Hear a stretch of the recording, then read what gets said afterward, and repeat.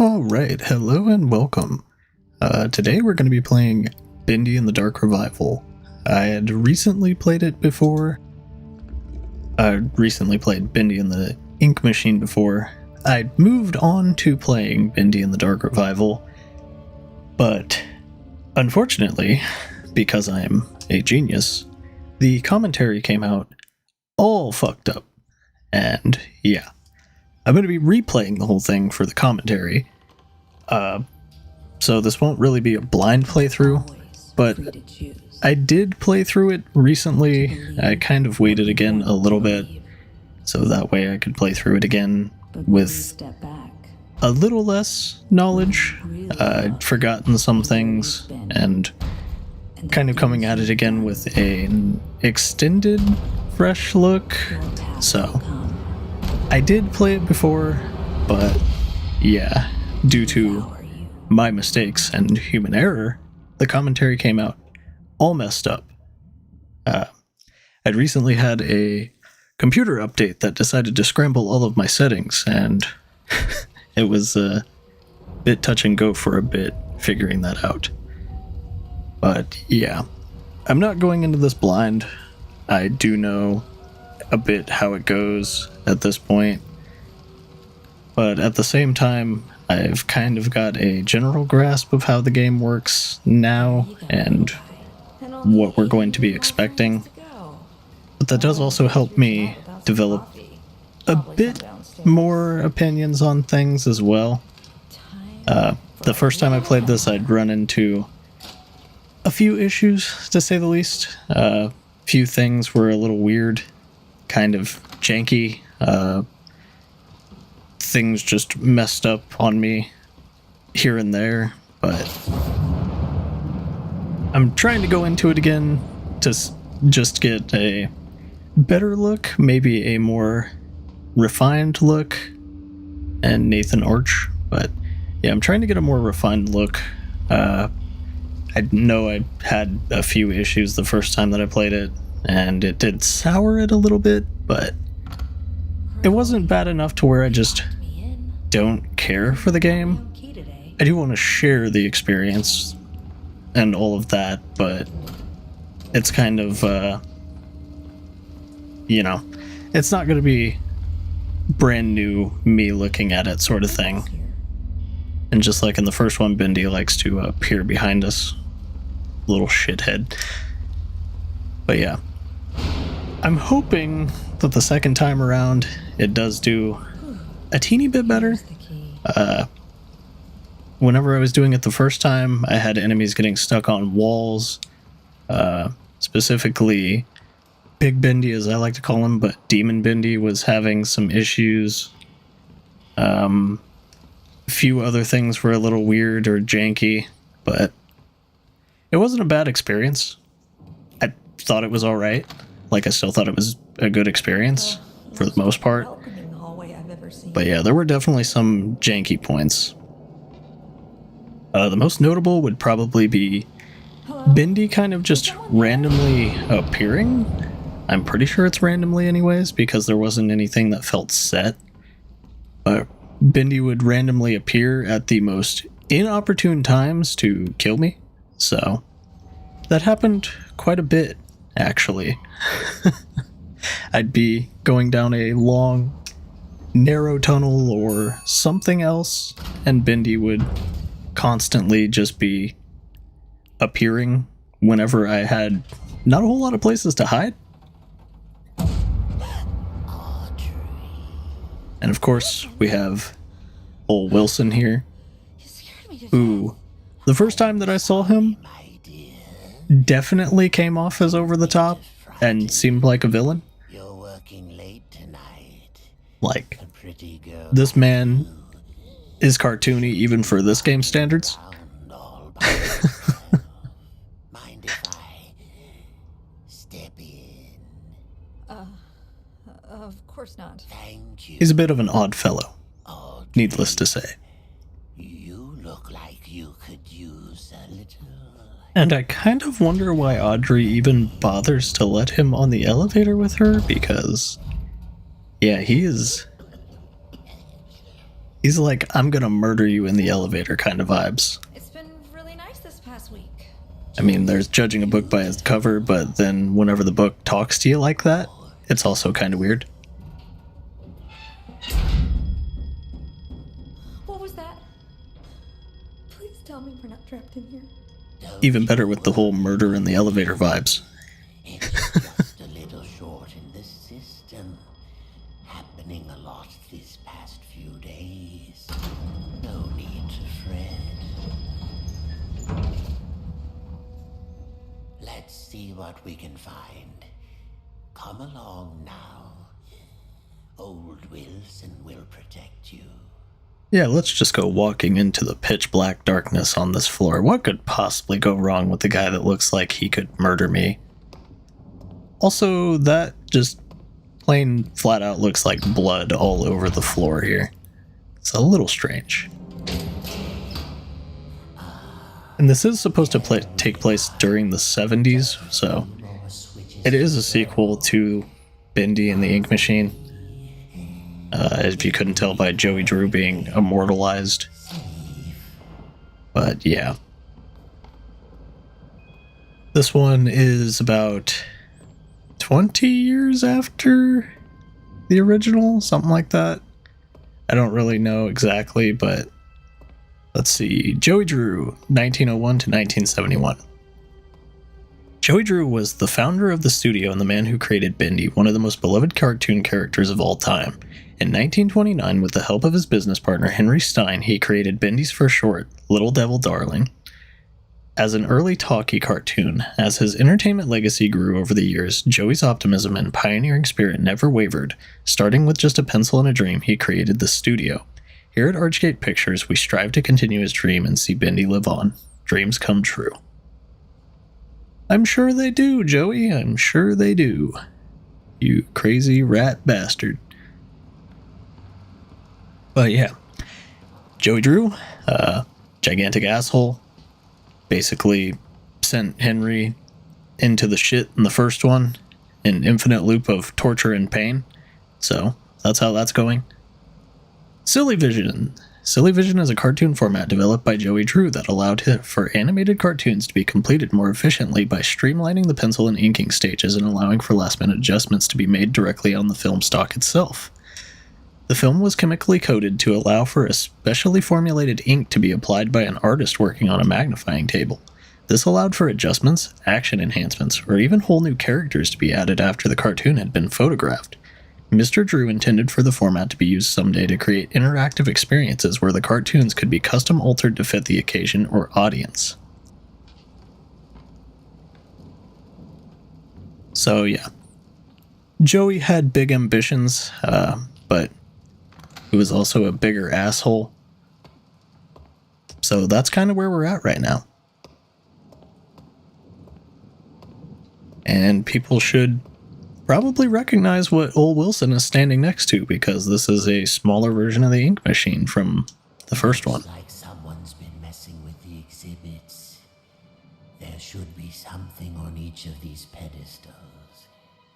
Audrey. And this should also sound familiar. Not Wilson's talking, but the pedestals thing.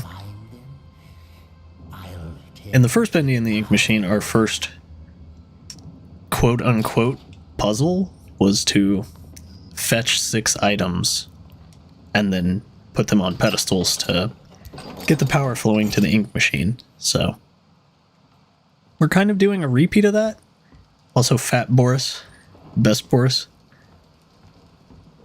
But yeah, we're kind of doing a repeat of the whole fetch me stuff to put on the pedestals to power things.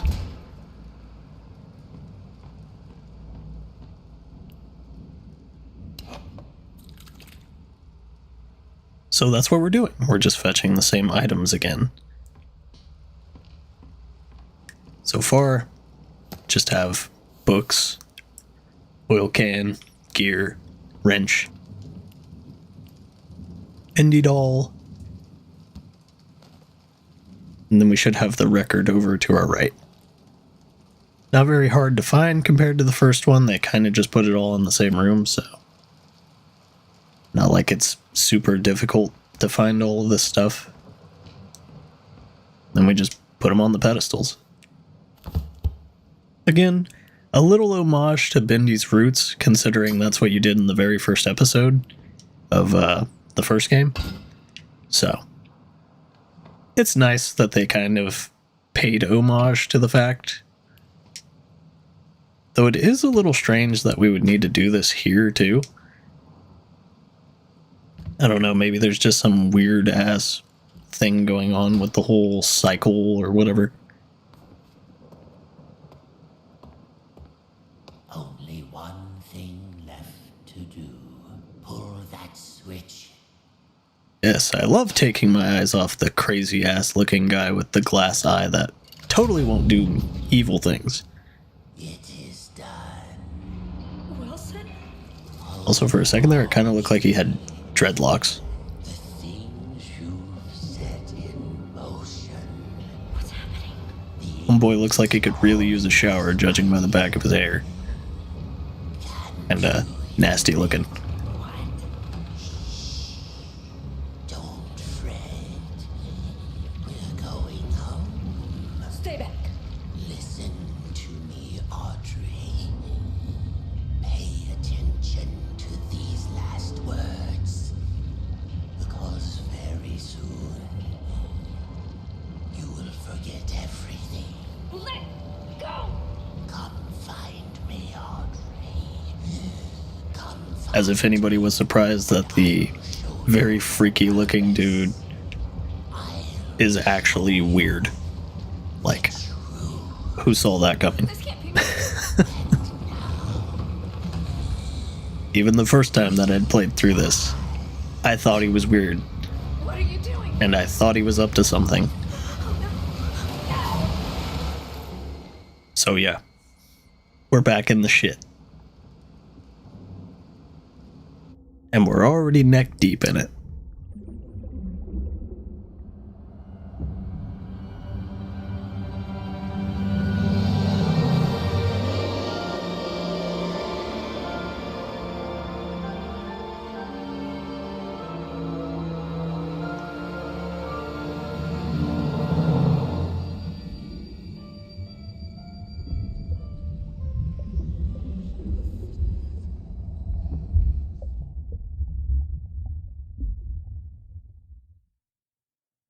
Although this time around, it's a bit more strange. Because on this occasion, we've already been bathed in ink. It's funny how that works. So yeah, instead of Henry's just completely human-esque kind of qualities, where he's like quote-unquote human in the ink world, Audrey's kind of a amalgamation, I guess you could say. What's happened to you? We're not fully human, but we're not fully ink from our appearance. So, we're this weird kind of just amalgamation of things. Every great story begins in mystery. Although things may be dark at the start, the truth will illuminate your way. Don't be afraid of who you are. Fear only what you may become and banish it away. Your best pal. So, yeah. We're kind of just at the beginning here. We need to figure things out. For one, what the fuck are we? That would be a good start. But for now, we just have to grab these ladder rungs, slot them in where they're supposed to go. Although, who took out the ladder rungs and then just kind of disappeared, I have no idea, but they did.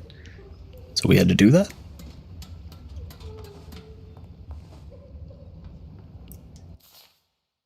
Geez, you'd think I was drowning kittens the way these people are looking at me. I've never seen such disappointment in a person's eyes. But this is the way of things. If management can't pay their bills, then the bank takes the goodies back. Still, it does break me a bit knowing how much I love the old cartoons this place used to make. Oh well, times change. Life moves on. Telly Wuster. So we do have a teeny bit of backstory, as well as kind of new stuff and how it works. In this game, we don't particularly have... Well, I guess we can't say we don't particularly have. We have a new way of doing things. Instead of just having weapons thrust at us at random points, we actually can acquire parts and things to use. So we will have parts and other stuff that we can gather along the way too. Joey, Jack and I have been wondering if you could meet with us considering the current situation. We've been with you for many years and we feel we have contributed to the success of Bendy in the past. Our interest is purely in keeping this company strong. We just want to help however we can. Let's talk. Sammy Lawrence. And Sammy Lawrence, in the first game, he was the crazy ass guy that called us a sheep and tried to chop our head off, essentially. So, Sammy Lawrence is an interesting fellow. I'm not really sure what exactly he's up to currently, but he is a weird guy. Here we go. The ink drips. Darkness is spread through the studio. The reaching shadows creep around you. Something hungers for your corrupted flesh. It is close, so very close. It strains to grab you, choke you from behind. You will feel its breath upon your neck. It is close. Yeah, I don't think there's anything behind me, needless to say. Though, we'll get to that eventually.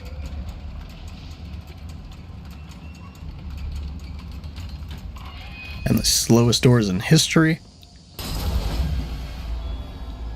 And a really cool redesign on the enemies. They look very inky, very just overall more detailed. They're not as simplistically cartoony as they were, so we do have them. I just received a call. Joey Drew is dead. What a quiet end to an extraordinary life. Last I heard, he was staying in some cramped apartment downtown. You practically hear the rats through the telephone when he called me last April. In spite of that, old Joey sounded quite happy when last we spoke. More like the excited, hopeful young man I knew once upon a time. Well, farewell, my friend. What will become of your creations now? So yeah, Nathan Arch, technically our boss, because we were an animator for Arch Studios. Because way that it works anyways is that Arch bought out Joey's studio. So we technically work for Joey's successor. It's kind of weird, but yeah, this is how it goes, I guess. Shit moves on, people die, somebody else needs to inherit, and yeah, Nathan ended up buying out Joey's studio and putting up a museum for him in the beginning. As the winds are changing around here, I'm asking myself, Sean, what are you doing? There's a whole world out there, places to see, a family to spend me days with. This here job is just a job. I'll have others like it, no worry there. But the important thing is, we should remember to live. I think it's time I did just that. Sean Flynn. Pretty sure Sean Flynn was the one that was voiced by Jacksepticeye in the first one. It's Irish folk, I think. Again, I suck with accents, and I'm not too certain of what Jacksepticeye is exactly, so don't murder me. I just try my best. Well, apparently I try my best to not try quite enough to pull a lever. But this place should look familiar, considering we've been here in the first one. and ye ol' spooky clown boy trying to murder us. But yeah. In this one, we actually met Alice Angel in the first one. Because originally she was here. And also trying to spook us with the Butcher Gang boy with one eye. Don't really know his name exactly. All I know is that he looks like Abraham Lincoln. It's kind of weird. Let's see. Low on health, grab a snack. Survival will mean some dangerous situations. When you are low on health, you will need to eat. Locate hidden food stashes all throughout the studio. So yeah, the ever classic problem that I had in the first one was, what the hell does the bacon soup do? I think it was just collectibles in the first one anyways, but bacon soup is a health item in this one. It's not so good. Easy now. And also we have the return of Alice. It looked like you needed some help. Don't touch me. What So, are you? Alice Angel is back. What is this horrible place? Yeah, I remember my The first day down here. not crazy one, It's scary. by the way, But you're actually if it pretty lucky. wasn't noticeable. The machine could have turned you into a searcher. You mean that thing that attacked me? No, that's a Piper. And he's part of a gang, so be careful. I don't understand any of this. I can't. And yeah, Alice is pretty knowledgeable on the place, Pretty quickly, which if is you can stay alive. strange, I Let's think. walk. Searchers don't have legs and they tend to swarm. Look, it's not good to stay in one place for too long around here. At least back in the first game, everyone seemed to be kind of confused about the whole situation. Head to the upper levels. It's safer there. I am very much a fan of Alice's kind of pseudo redesign too. She got a bit more He doesn't care for strangers. disheveled looking, like I said, you'll catch on. she looks a bit more Good luck. weary, I hope we meet again. like she's been through the shit Oh, a ton of times. one more thing. Above everything else. I've always just been a fan of her gloves, away from like the ink on ancient her arms making her look like she's wearing gloves and stuff like that too. Oh, you'll know him when you see him. He likes to smile, and he kills anything that moves. Wait. I like her kind of pseudo terrible warning too. I'm not very fond of it. I'm Audrey. Like she literally tells us, hey, Welcome by the to way, studio. there's a guy hanging around here that will kill you if he sees you. If you see him, you'll know him. Don't die. And yeah, we also have an actual, like, well, my main complaint in the first one was the run felt like it wasn't even a damn run. But now we actually have a functional run button. But the downside is we have a stamina bar too. So we're kind of 50-50 on that. I don't necessarily mind stamina bars, but at the same time, I do without them too. Let's see, around here it's just best to stay out of sight. Don't ever go running into some place if you don't know what's in there. If you attack a problem head on, you're going to find yourself in trouble, and that's just foolish. You gotta watch, listen, and when the time is right, push forward. Your best pal. So, yeah. A lot of the complaints I had in the first one were kind of ironed out. Your run actually feels like a run. You have a crouch button, all this other stuff. But we finally get to see ourselves in the mirror. And we're kind of freaky looking, to be honest. But it does make us a part of the cartoon repertoire here. Everyone else is cartoons, so hell, we might as well be ourselves. Yeah, so those Gen Corporation boys are kind of strange. Every time I come back to work, they put in even more of their pointless gadgets. Last week, they built some kind of, I don't know, electrical towers over near Animation Alley. This week, they added security codes for opening doors. Jeez, what Dude kind of sounds like Danny DeVito. anyways. Last I checked, we make toys and silly cartoons.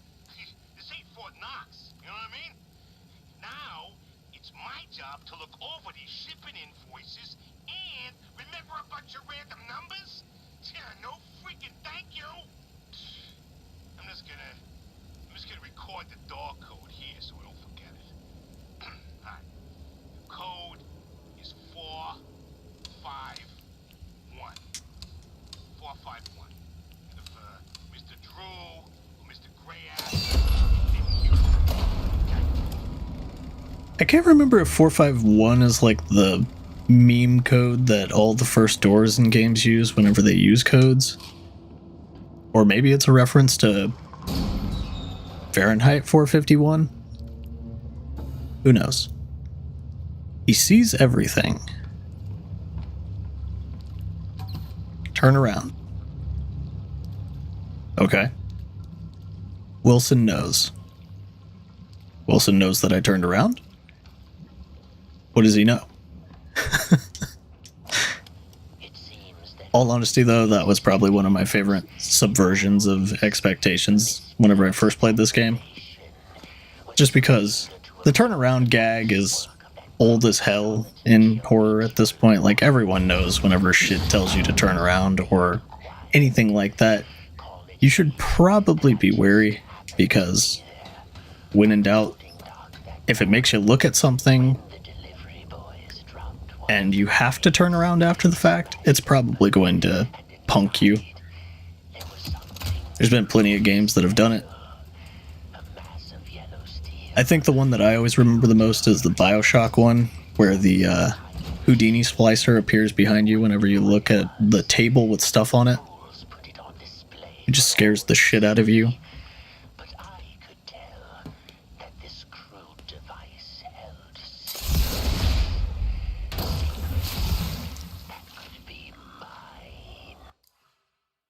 And before Wilson finishes his stuff, we're just going to get ourselves some more health. Because I like health. Health is nice. Got some keys.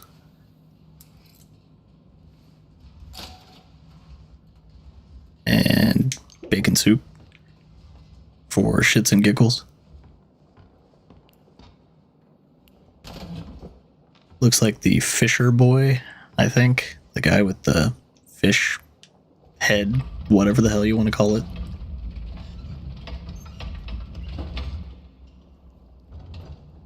But yeah, a lot of this game, they did a lot to kind of reimagine the original. They did a lot well, and some things just were kind of janky. It was a small team that kind of made it, though. Like, not super huge team. It was a smaller team, so I do forgive a bit more. Though there are some things where it's just very strange. In particular, whenever I'd first played, my biggest problem was the amount of enemies that would appear on the screen. Fucking spider monkey looking ass. But yeah, first time I played this game, the main thing was just all of the enemies that would appear on the screen. That's pretty much the biggest one that I had problems with. Mainly just, for some reason, whenever I would play, and I would go to an area, leave, go to another area, there were just shitloads of enemies. Like, it multiplied the enemy count by like 5 times what it should have been. It was just really weird. Looks like he's having a bad day. So that is one thing that was kind of odd, and I don't know why it did it. But yeah, I don't really have too many other problems. There was some stuff that was kind of strange. Like, other times I would have enemies doing, like, getting stuck in walls and stuff like that. But it wasn't too bad. Like, I could still complete the game rather efficiently, rather easily. There was another point. I think the fast travel system eventually that we get is rather broken, to say the least. I know Like, you're out there. not really broken in how it works, but broken in how they designed it. It's very odd in how they designed it. I think you and I have very different Because for some reason they decided that they didn't want to put up a menu on the thing. They made it where you have to essentially go to an area, jump into a pool, like jump into the pool, go back a little bit to another area, jump into the pool, and it skips over sections of areas, but it doesn't like keep you like, it doesn't just give you a menu. It's just literally going through these areas again and again, like back and forth. It just didn't make a whole lot of sense to me to program it that way. Like, you could have just had a menu to appear in one of the areas, but they just made it where it was like none of them were linked.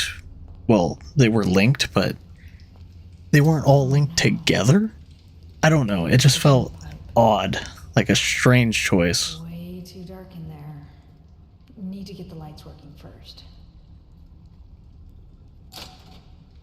So yeah, needless to say, that was just probably one of the more bizarre choices.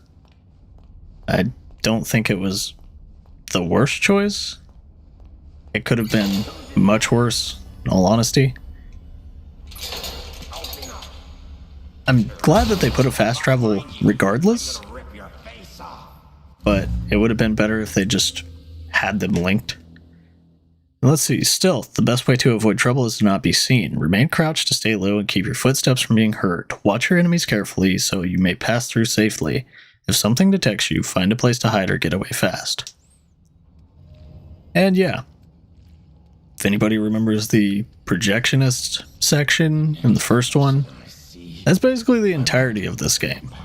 You are very much more stealthing along in this one. It's not so much doing all of this other stuff like combat or anything like that. Like, if you try combat in this one, stuff will just straight up buck you up. Like, it only takes 2 or 3 enemies to absolutely overwhelm and kill you. Let's see if I can find And it can get pretty bad pretty quickly if you decide to start running around places really quickly.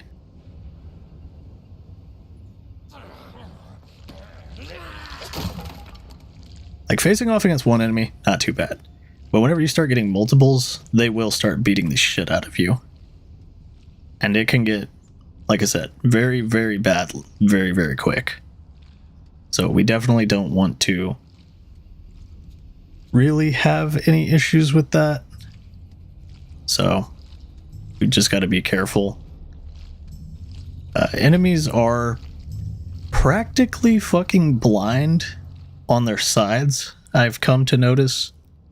Like, they are very blind on their sides. And I have plenty of instances of that being the exact case whenever I was first playing this game. Because I've had many an instance where an enemy would literally be right next to me, basically like inside of me, and have issues finding me because they're that blind. Kitchen's closed.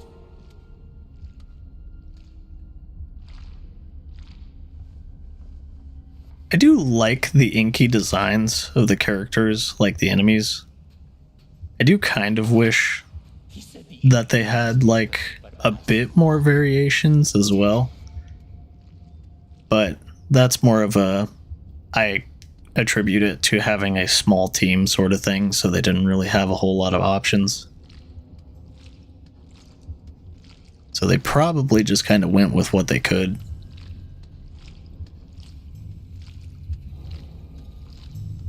It's not super hard to sneak around people in this one. Again, they're very blind, so it's not like it's too difficult to just get around.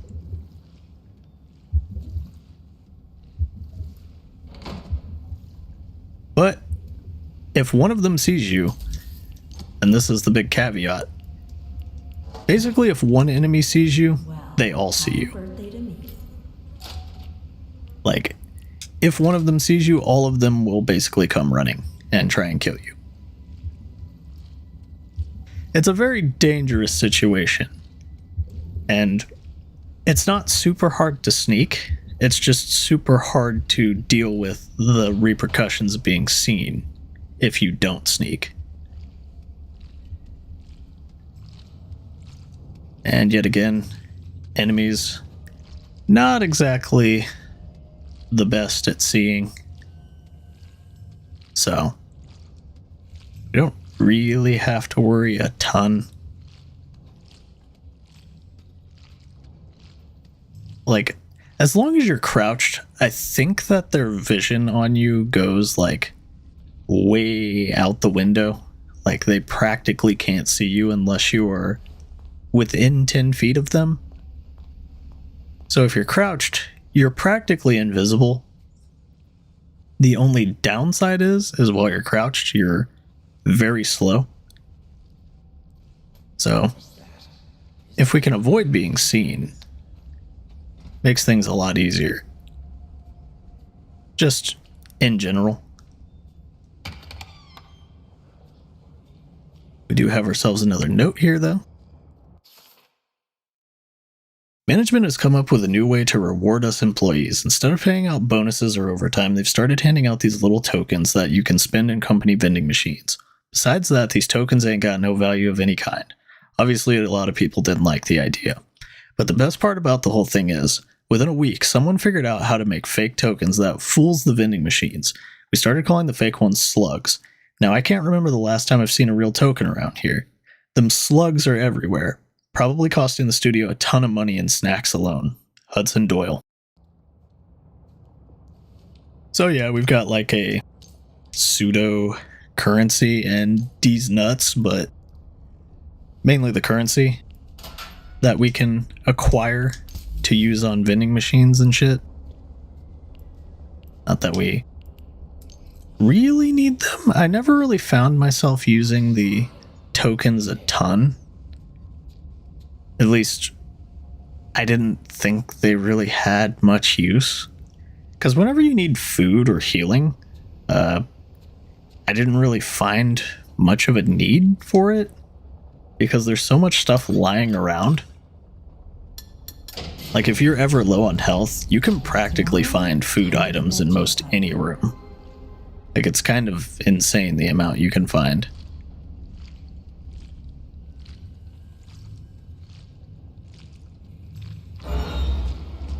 And we're just gonna sneak back in here. This is my path. Mine. Yeah, they forget about you very quickly, so.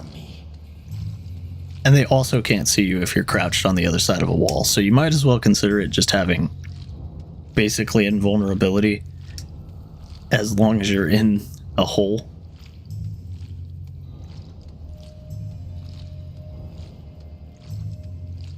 So we just need to get past this guy and go get our pipe. Suppose we'll just kind of follow him along wherever he's going. And also take some stuff along the way. Now these gent toolkits are pretty good to acquire because they're kind of a rarity. Like, they are a little bit harder to find, so they do help.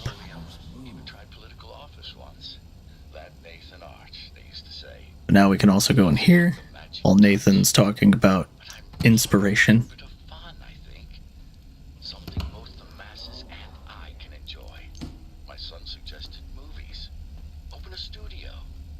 The machine must endure. But the magic of animation, now there's something special.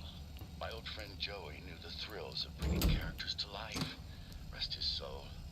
Maybe with a bit of elbow grease and a small cash investment, I can resurrect the past.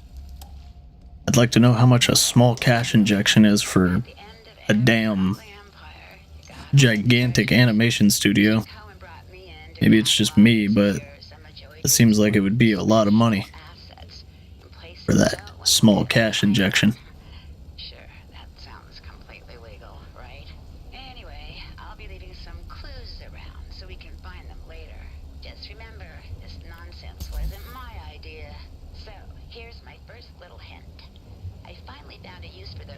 motivational posters here in the atrium offices. They're sure to make quite an impact. Oh God, I can't believe I just said that. And yeah, we get little hints about hidden treasures and stuff around the maps from audio tapes, so we can use those as well. Let's see. We're playing with fire, no question about it. First, Gent comes in here and puts thick, heavy pipes over everyone's head. Must weigh a ton. Then Joey opens up the place for tourists to the general public. Are we really thinking this through? For Pete's sake, Sammy's music department is constantly flooded. And while I was giving our tour last week, we almost lost a whole dang wall when a valve blew out. Stupid tour group applauded thinking it was part of the show. I know Joey's looking to drum up some cash lately, but this is just asking for disaster to strike. One good accident and there's going to be a landslide of trouble. Hudson Doyle. Joey's never been one for consequences kind of guy. He doesn't really think that far ahead. If anyone else couldn't tell anyways. Joey's more of a fuck you, I do what I want kind of guy.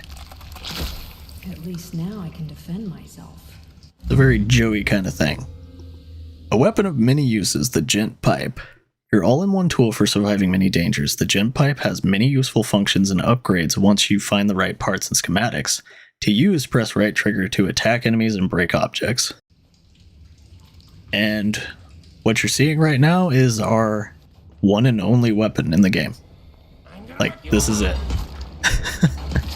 You don't get plungers, you don't get syringes, you don't get all that stuff, you get a pipe. That's what it is. Which, to be fair, you can upgrade the pipe, but it is still the only weapon that I am aware of. So, this is what we've got. This is what we're dealing with. This is our weapon.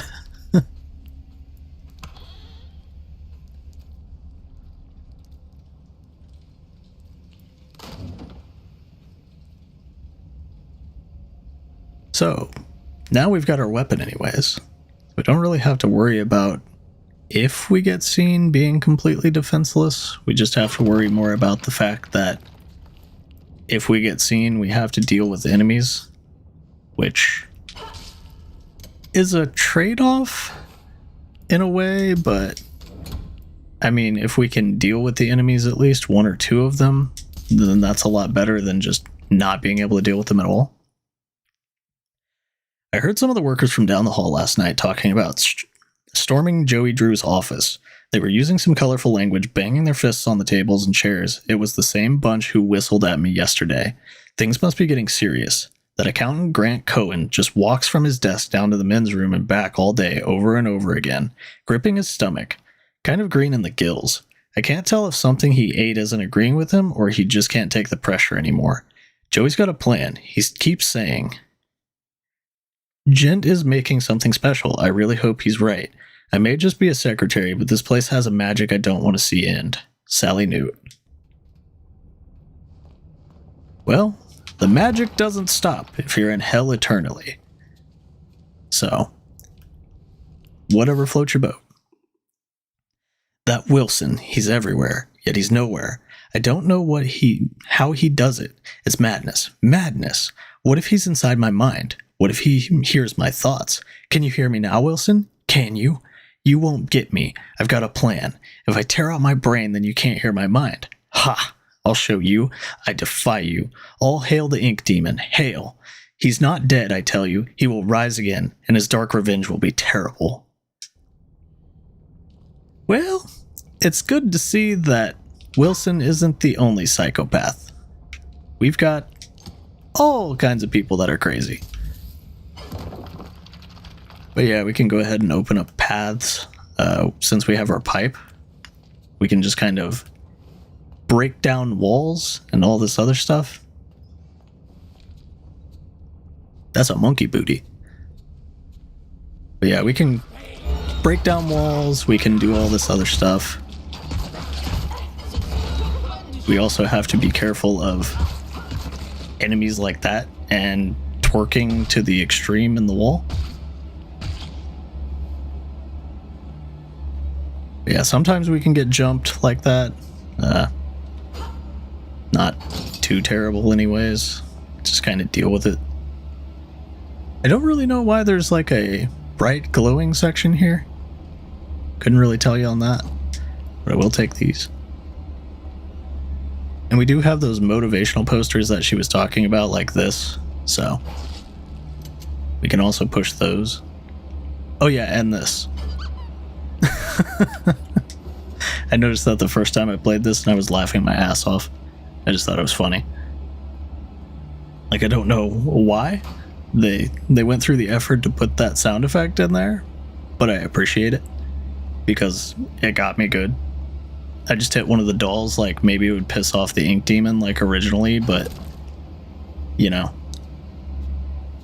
Instead it came out as a squeak, and I just thought that was funny as shit. So, if we have any more motivational posters, none out here so far anyways. Right there. And obviously that opened something, but what exactly, I'm not sure. Because I never really did this before. I didn't find all the buttons. But maybe if I had to guess, it would probably be like this door. Which, yeah, it was.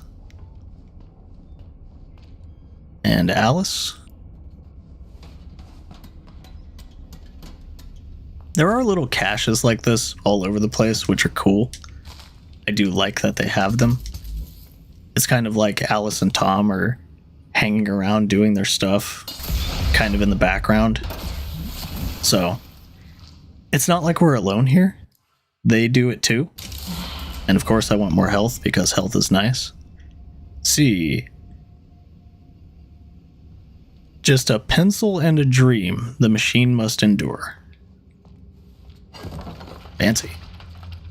Where does this lead?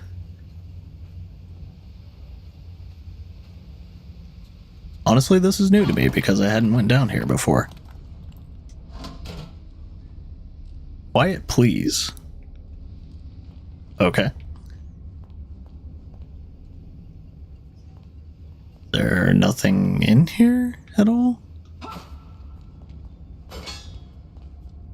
Huh. What is this room all about? It's odd.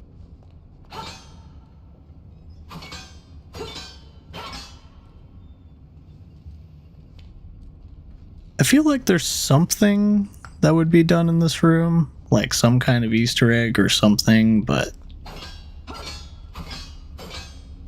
I don't know. It says quiet please. You think they'd get pissed off if I'm just like knocking on the door or something? Don't know. That's up for some other big-brained people to have figured out, I would assume at this point, if it is something. But I assume it's probably some kind of like Easter egg room or something. But I don't know. I'm not very smart whenever it comes to things like that. Though we will have to be careful because the enemies might be back as well. And like I said, if one of them sees you, all of them see you. It's a very odd kind of thing, but that's just how it works.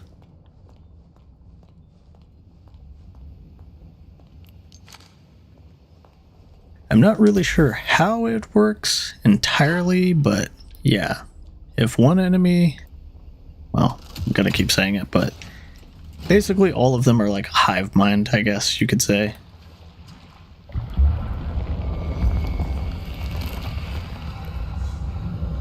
And now we're standing in ink. Which I don't know how it affects Audrey exactly.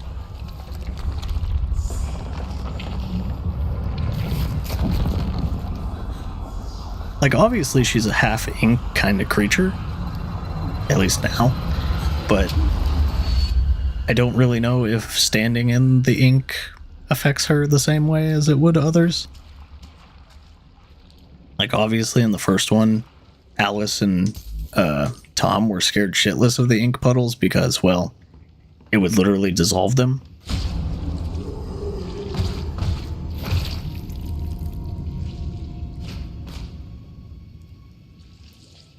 Alright then. You don't have to kill me. Well, now we have this new power that we acquired, which will help us do not that, I guess.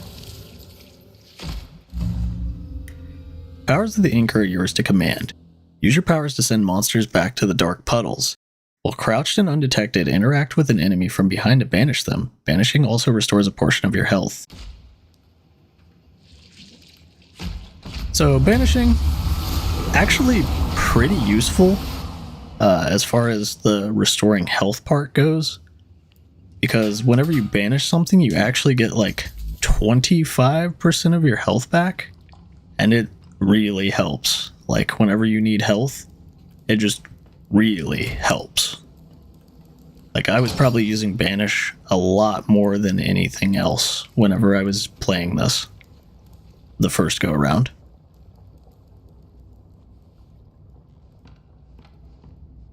But we have ourselves a gap that obviously we can't jump over. Definitely won't make. So we're gonna kind of have to figure our stuff out here.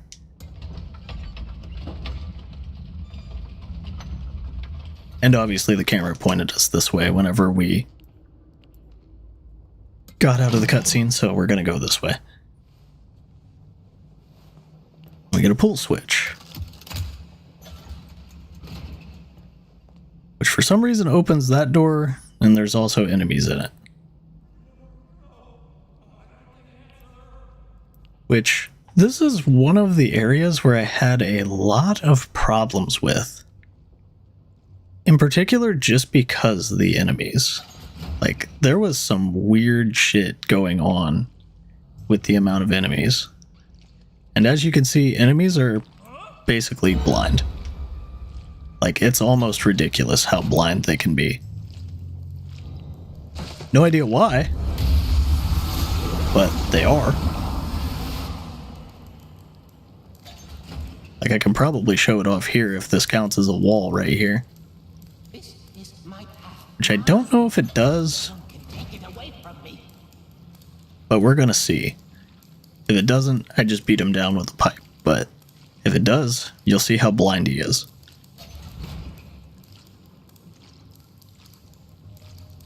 Like, case in point. Not alone down here.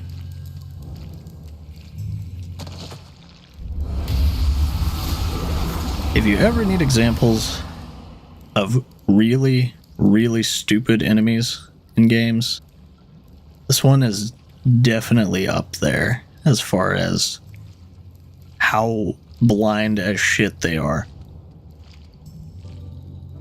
Like, it's not terrible. Like, at least they can see you. But if you aren't like a direct line from them, they are basically the equivalent of just flat out legally blind. Oh yeah, and this stuff can happen. Forgot about this guy. But yeah, I don't know why they put the Fisher gang in this one, whenever that's pretty much all they do. They just kind of hide in lockers and stuff and try and spook you. It's about it, in all honesty. Like, that's pretty much about it. It's kind of weird. But we do have our studio tours that we can watch here now that everyone is gone. Here's where the magic is made. I'm Joey Drew, and our story begins. You also got creepy ass Bendy back there. One of our many writers' rooms, just like this one. That's right. All your favorite Bendy cartoons are born right here. We circle up our chairs, crack open a cold drink, and toss around dozens of story possibilities. There's no bad ideas here. We've all got something we can bring to the scripts. I myself have been known to spend a lot of time down here with the fellas, tossing in my own brand of Joey Drew magic. It's my job to push the envelope with my big creative touches. Yeah, Joey still sounds like he's full of slogan man shit. Endless laughter coming from the writer's room.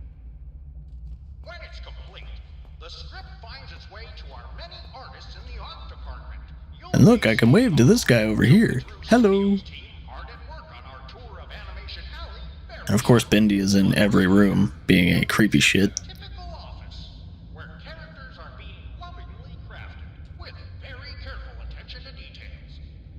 Also looks like there's a gent box in there. Artists work their magic. Wonder if there's a way inside these rooms. To catch the little things that make our cartoons Be weird. extra special. If I see one of Bendy's gloves is missing his signature 2 dots, I make sure I tell someone. That Joey Drew, they like to say. What a keen eye.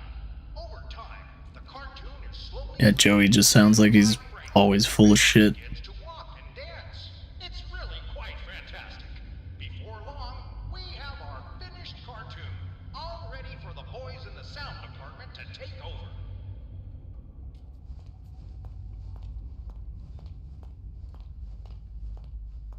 I'm surprised there isn't food in this room. I was kind of looking for that too. People may say that seeing is believing, but I think the fine folks down in the audio department might disagree. Once a cartoon's animation is finished, it's ready for all the sound... This is probably supposed to be Sammy Lawrence and Jack Fane? They do it all. It's no wonder people say Pretty sure. Drew Studios has the most... Jack Fane was the sewer ink monster in the first one, and Sammy Lawrence, of course, was the one with the fire axe that kept trying to behead us and sacrifice us to Bendy, like a crazy bastard. Or maybe you'll spot Mrs. Allison at the recording the voice of our... I do like whenever they just have inserts for Joey's voice. Like, imagine if you were on a studio tour and you just heard that. And you was like, what the fuck? We head into the main studio to see the actual magic makers at work. Let's Yep, take one more quick stop into that happened. the winning editing room. This is where they put all the ingredients together to create the Well, cartoons that here's you Carl. see in your local theater. The editing room is one of the busiest spots in the whole studio. There's always lots of work pouring in. But don't worry, folks. We hire only the best people who know how to get things done. Well, hey, looky there. It's Carl, one of our editors. Carl always has lots to do. Yeah, Carl's a hard worker. Done on time. Hang in there, Carl. And now it's time to That's such a fucked up joke, but I love it. Alley. Like the darkest humor. Family at work. Take the children Just hang in there, Carl. to the nerve center of Yeah, the whole company. Carl's doing all right. Ready for a big Maybe. adventure. I don't think Carl's all right. I think Carl might be having a moment. But yeah, Carl is having a good time. What kind of a time is a good time? I don't know, but apparently he's having it.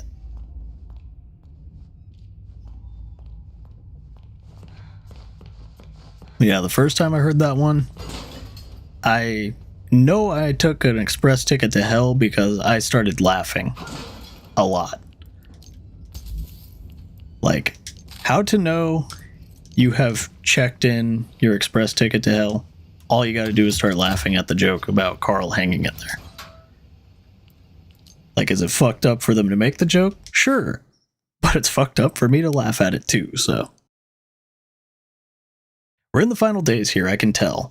People are packing things into boxes, tools are going missing, you can smell the panic in the air around the studio. But us gent boys, we're just watching from the shadows. We lock the doors and keep our research going. Mr. Gray already gave us a little wink. All is well. When one ship sinks, another one leaves the dock. I just need to keep my ink machine safe in the chaos. It's the key to so many discoveries. Thomas Connor. And Tom, well, he's our boy from the first Bendy game. Well, I mean, he goes by Tom, but he's supposed to be Boris, the wolf. So, your boy Boris is actually Tom Connor, along with Alice Angel. So in the first one, we learned that Alice is actually Allison, and Tom is, well, Boris is Tom. That won't confuse the shit out of anyone. Bendy? You're real? It's Little Bendy. Amazing. You've seen Big Bendy, but now we have Little Bendy. I promise. It's okay. See? I'm your friend. I won't hurt you. Incorrect. I'm sorry. I didn't know that would happen. I like his little crying face too. I'm so sorry. Damn it, Audrey. What's happening to you? Well, you know, sometimes you forget which hand does what. Been there, done that. It's a thing. And this is a fun part. Don't knock. Okay. Who's out there? Is that you, Phil? I told you. Yes, it's me, Bill. Let me in. You bring me my pictures. I drew them. I want them back. I mean, it's not me, Bill. Can you let me in now?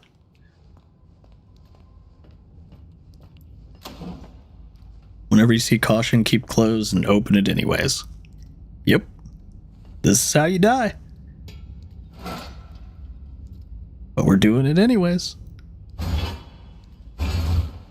Oh, Bendy. I'm respecting your authority as a cartoon character, but using my authority as an animator by coming in anyway. I guess I could technically say hi, son. Considering, well, I drew his ass.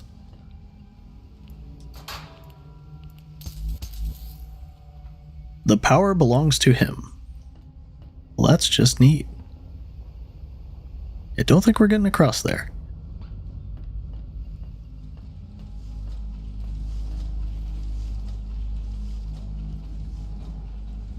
But yes, we need to collect this man's paintings. What the fuck is that? Oh, it's just detailing.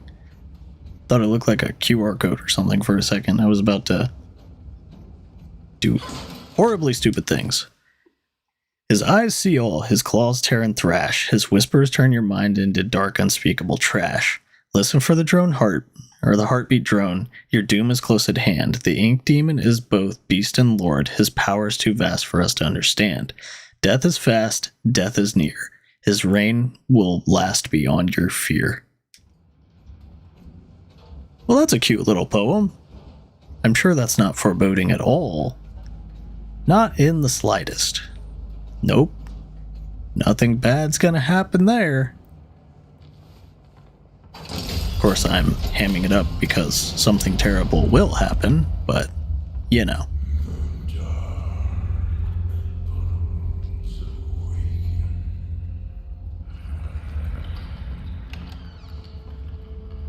Bendy, you're evil. Anyway. I do like the voice for the ink demon in this one. But at the same time, it is a little weird that he never talked before in the first one. And then just decided one day that he's like, okay, well, I can talk now.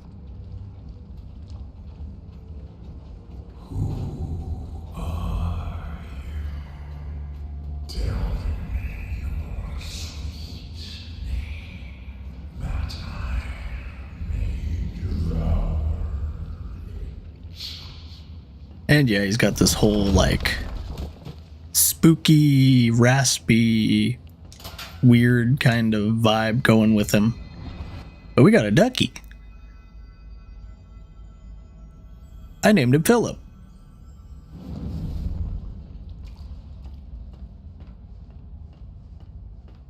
Oh yeah. Ink Bendy, he's creepy. I like him. I like his redesign, as we'll obviously shortly see. Like, he's a creepy motherfucker. But at the same time,